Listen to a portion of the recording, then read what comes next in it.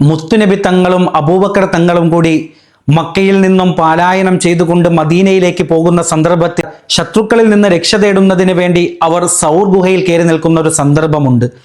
അബൂബക്കർ തങ്ങൾ വല്ലാതെ അത്ഭുതപ്പെട്ടുകൊണ്ട് നബിയോട് പറയാണ്, നബിയെ, ശത്രുക്കളെങ്ങാനും നമ്മെ കണ്ടാൽ നാം എന്ത് ചെയ്യും നബിയെ? അള്ളാന്റെ ഹബീബ് പറയുന്നുണ്ട്, ലാ തഹ്സൻ ഇന്നല്ലാഹ മഅനാ.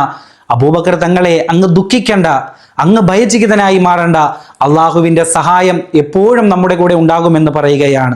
മുത്തുനബി തങ്ങൾ അങ്ങനെ പറയുമ്പോൾ തന്നെ അള്ളാഹുവിന്റെ സഹായം എന്നോളം ആ ഗുഹയുടെ മുൻവശത്ത് ചിലന്തി വല കൂടുകൂട്ടുകയും ശത്രുക്കൾ കടന്നു വന്ന് നോക്കുമ്പോൾ ഇവിടത്തിൽ ആൾ താമസമില്ല, ഇവിടത്തിൽ ഒരാളും കടന്നു വന്നിട്ടില്ല എന്നവർ മനസ്സിലാക്കി മടങ്ങിപ്പോവുകയാണ് ചെയ്യുന്നത്.